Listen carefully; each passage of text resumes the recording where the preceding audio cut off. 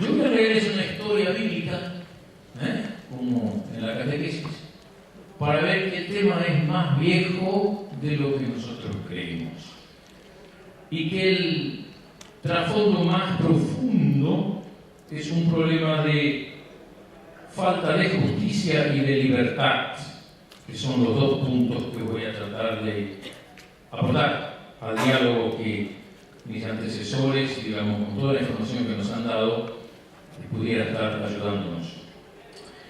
Hay un texto muy viejo de un tal José, que fue hijo de Jacob y nieto de Abraham. Estoy hablando de un texto que tiene 1200 más 2000, década más, década menos, 3200 años. Es viejo. Dice así: Jesús instaló a su padre y a sus hermanos y les dio una propiedad en la tierra de Egipto, en el mejor lugar de la comarca de Ramsés, tal como Faraón le había ordenado. Y José proveyó de lo necesario para vivir a su padre, a sus hermanos y a toda la familia de su padre, teniendo en cuenta el número de sus dependientes. La escasez se hizo más fuerte cada año, y no se encontraba alimento en toda la tierra. Egipto y Canaán estaban agotados por el hambre. Entonces José acaparó toda la plata que había en la tierra de Egipto y de Canaán a cambio de trigo que compraban, y llevó toda esa plata al palacio del faraón. Cuando se acabó la plata de Egipto y de Canaán, todos los egipcios comenzaron a llegar junto a José para decirle: danos pan. ¿Acaso nos vas a dejar morir porque se terminó el dinero? José les dijo: si no tienen más dinero, denme sus ganados, y yo en cambio les daré pan. Privaticen, que suena muy... Cualquier cosa con alguna medida que se tomaron en muchas partes del mundo en estos últimos tiempos, es pura casualidad. Y sigue el texto diciendo: trajeron su ganado a José, y José les dio para él mucho pan a cambio de sus caballos, ovejas, vacas, burros. De esa manera los abasteció de pan durante ese año a cambio de todos sus ganados.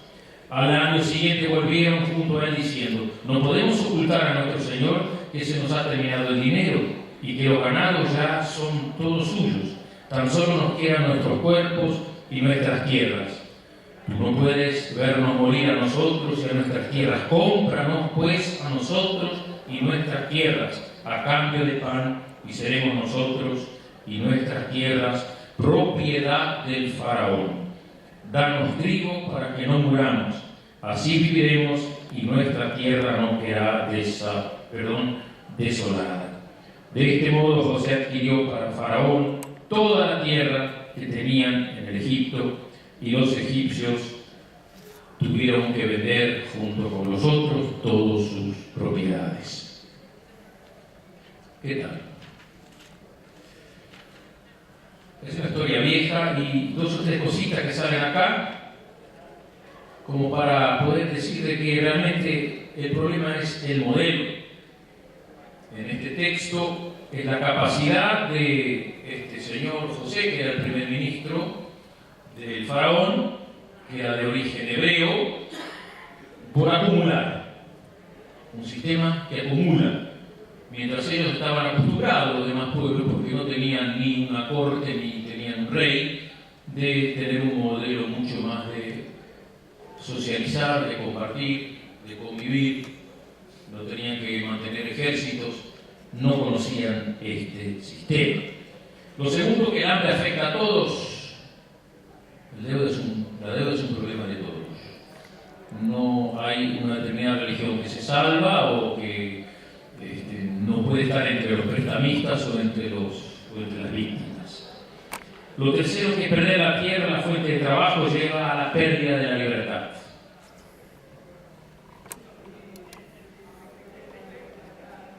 Sobre ese concepto quiero hablar. Gana el faraón el palacio y ganan los sacerdotes, dice en otro texto. Ellos no tenían que vender nada. Siempre hay un sector de la población que no necesita pagar impuestos. Esto vaya que es viejo, Y o casualidad siempre son los que hoy imparten la justicia o los que gobiernan, algunos que siempre saben.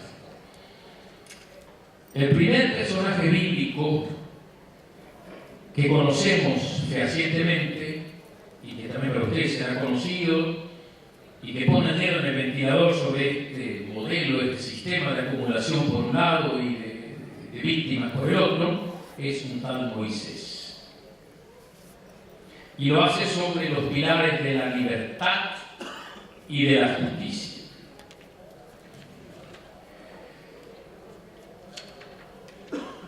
La tradición judeocristiana considera que la justicia y la libertad están en permanente tensión con la injusticia y la dominación.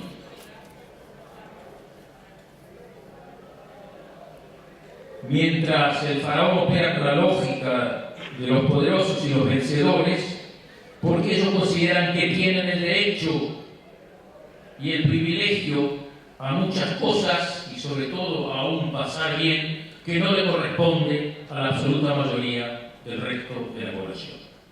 Esto creo que cualquiera ha leído una historia más sencilla, más simple, pero quizás no consigue relacionarlo con lo que sucede hoy con el tema de la deuda. El modelo de los egipcios es un modelo de acumulación, de concentración, de poder, de privilegio, de ricos. Almacena granos en los años de la vaca gorda para luego venderlos a precios exorbitantes, endeudando para siempre a pueblos enteros, transformándolos real y efectivamente en esclavos, como lo hemos escuchado en esta historia bastante conocida. Bueno, el Imperio Romano, y no voy a hablar de toda la historia de los romanos, ha utilizado la misma lógica, pero sobre ya un sistema un poquito más moderno, pero que tiene la misma lógica por detrás. Mantener privilegios para unos a costilla de otros es el problema de la injusticia. Y lo ha hecho no con préstamo de dinero, sino con el tema de un sofisticado sistema impositivo. Para mantener entonces en condición absolutamente infrahumana a propios y a extraños. En la Edad Media, bueno, se ha modernizado un poco más. Los señores feudales que por sangre y por herencia y por elegidos por Dios se consideraban dueños de todas las tierras y sobre ello les permitían a los campesinos en Europa medieval plantar, pero a cambio de un montón de impuestos o de productos de forma directa y precaria. Sabemos de todas las revoluciones de los campesinos y de muchos movimientos que han surgido en esa época porque no resistían más tal expoliación. Siempre está por detrás el problema de unos que se consideran llamados a ser los privilegiados y el resto que se considera de que no tiene ningún tipo de posibilidad, ni tampoco siquiera se considera de que Dios los pudo haber puesto en una situación diferente. Y esto también porque siempre ha habido apoyo de un sector religioso, por lo general las cúpulas del cristianismo en el mundo occidental y cristiano siempre han estado del lado de los más poderosos y de los más privilegiados, obviamente con prebendas que lo reciben. A nuestro pueblo originario no le fue muy distinto cuando llegaron los conquistadores, y eso fue aún peor porque ni siquiera se negoció. Se enteraron que por decreto ahora todos ellos pertenecían a la corte de Roma con la bendición de la Iglesia cristiana. Los procesos de independencia iniciados a comienzos del siglo XIX hasta la fecha, con herramientas un poco más modernas y civilizadas, operaron en realidad con la misma lógica. Concentración de riqueza en manos de una pequeña élite, con diferentes mecanismos para apropiarse de las riquezas que provenían de la gente más sencilla que trabajaba en artesanía o en el campo. Bueno,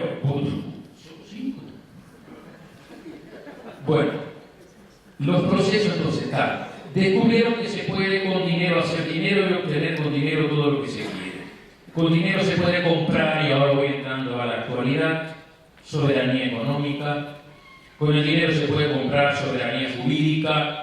Teníamos aquí hasta hace poco el doctor Villafañe, que ha escrito muy bien sobre este tema. como es necesario tener una justicia que haga justicia realmente. Soberanía política, se puede comprar soberanía ecológica, soberanía humana, soberanía de los medios de comunicación, soberanía sanitaria, soberanía educativa, y se puede comprar hasta soberanía religiosa, porque hay quienes defienden de que la deuda hay que pagarla, porque las deudas son compromisos adquiridos y con discursos diferentes justifican. Ya fue dicho que la deuda es un sistema que se sostiene sobre los pilares de la más obscena injusticia y la dominación absoluta. Quita toda posibilidad a personas y pueblos a desplegar toda su creatividad y vivir en armonía con la creación, dejando de ser sujetos para pasar a ser objetos del servicio del mamón. Mamón. Jesús dijo: no se puede servir a Dios y al mamón. Célebre frase del Nazareno. Si con dos palabras queremos definir mamón, podemos decir que es dinero que genera dinero con el dinero que se genera dinero. Y pueden repetirlo 20 veces, y va a ser eso, y nada más, pero tampoco nada menos que eso. Es el capital financiero especulativo, diríamos hoy, en palabras más comprensibles para todos, personificado en las grandes instituciones financieras internacionales, instituciones que tienen una fantástica herramienta para crecer al punto tal de no saber qué hacer con todo el dinero que van acumulando. Si yo le digo que hay grandes instituciones financieras que no saben dónde poner su dinero, porque quieren estar absolutamente seguros de poder obtener todo lo posible. Y si estas condiciones no están dadas, entonces no saben qué hacer con el dinero. Habría que evitar entonces de que todo lo que quieren sea posible. Es más, estas instituciones han logrado legalizar la usura.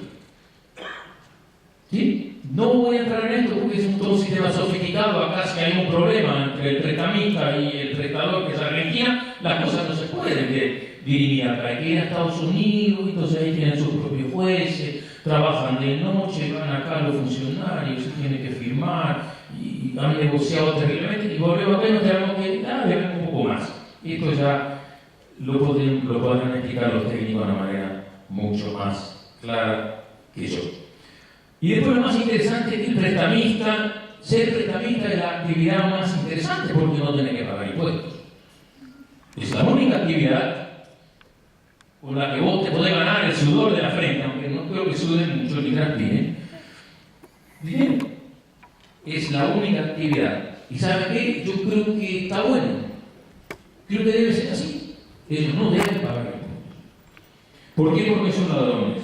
Y los ladrones están expuestos o exentos porque trabajan fuera de las normas que todos nosotros aceptamos.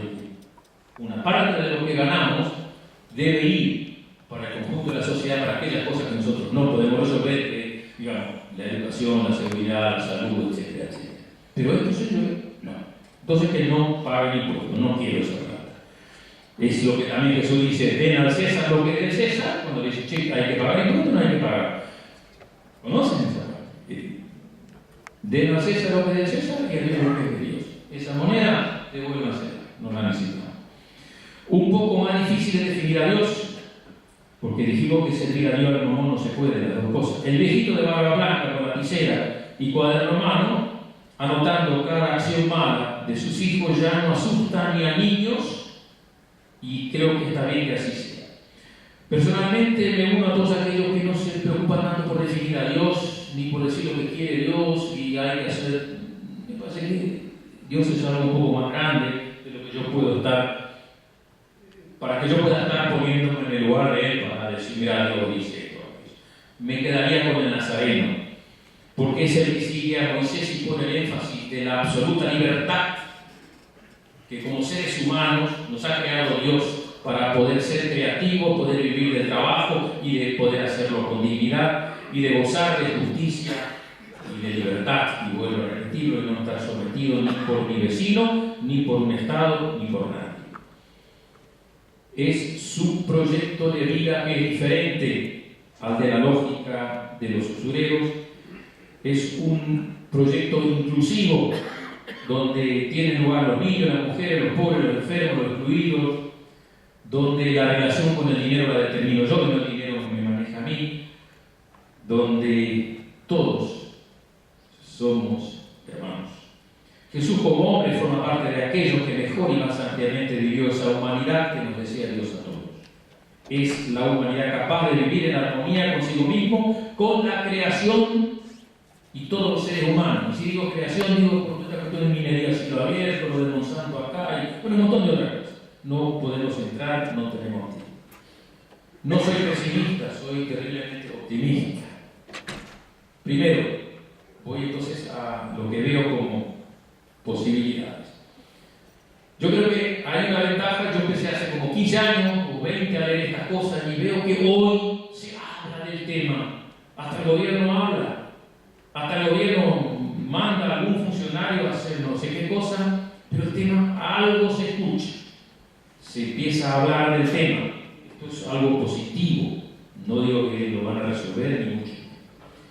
Lo segundo, me parece que no alcanza con tener la decisión política de hacer auditoría, que es lo que nuestro programa también propone, junto con muchos otros organismos que trabajan en este tema. Hay que hacer auditoría para saber quién pidió la lista, a dónde fue a parar, fueron los que debían pedirlo, los que estaban autorizados o no, etcétera, etcétera. Esto es lo segundo. No alcanza con tener la decisión política. Esto debe ser una decisión no de un partido político, lo segundo. Esto debe ser un tema de Estado. Un tema de Estado. Se tiene que juntar el Parlamento. Yo sé que es difícil, Mario me lo va a decir enseguida. Es un trabajo de hormiga. Conseguir que el Parlamento saque una ley y que se haga una auditoría en serio. Es muy difícil también que un señor presidente, cuando llega, no, digamos, que pida hacer una auditoría como lo ha hecho Ecuador, que quedó debiendo solo el 20% y no el 100%. Es decir, tiene que haber, digamos, tendríamos que llegar a poder convencer. Y yo dije la otra vez cuando me visitaron algunos, tenemos que enamorar a muchos que van a llegar al gobierno en diferentes instancias, y no importa qué partido político estén defendiendo, a que este sea un tema que lo van a apoyar y lo van a llevar adelante para que tengamos una auditoría pública en serio. Incluso si el Parlamento saca una ley, va a ser necesario también tener una reforma del Poder Judicial, una reforma en serio, para que los jueces después apliquen y pongan en práctica lo que el Parlamento descubra, para separar la paja del trigo. Lo que se debe, porque no le vamos a dejar de pagar al ANSES lo que el ANSES se llevó para pagar intereses. Sería una locura. Creo que van a tener que tomarse medidas políticas también, pero que un Poder Judicial acompañe y defiende los intereses, no del dinero, ni de quien prestó el dinero, sino de la gente que se perjudica diariamente por la fuga de tanto dinero del trabajo de cada uno de nosotros. Yo quisiera, no sé, con esto dejar un poco picando la pelota. Hay que hacer un trabajo tete a tete. Yo creo que esto de hoy está muy bueno, pero tiene que haber un compromiso de que quienes tengamos algún candidato que va a ocupar algún cargo público, decirle, hermano, ¿qué pensás sobre el tema de la deuda? Y que no te vengan a decir, mira, no, la deuda no sé nada. Entonces lee primero y deja ese lugar para otra persona, porque no puede ser que sea un gobernante o que esté ocupando un cargo público. Tenemos que tener coraje de decirle a alguien que conocemos, deja, hace otra cosa, hermano, pero este es un problema en serio. Tenés que verlo, porque gran parte del sufrimiento de nuestra gente viene por ese lado, y no solamente porque algunos se quedan con el vuelto y otras cosas más. Finalmente, creo que también es importante poder incidir, porque nuestro fuerte es el de la incidencia, incidir en los medios de comunicación. A ver, los medios de comunicación están ligados obviamente con este sistema. Es muy difícil llegar a la empresa periodística, pero se puede llegar a periodistas. Y con los periodistas hablar y a ver hasta dónde ellos pueden continuar hablando sobre esto y de que esto es un tema importante para que se vaya tomando más y más conocimiento sobre este flagelo que nos está agobiando. Muchas gracias, disculpen.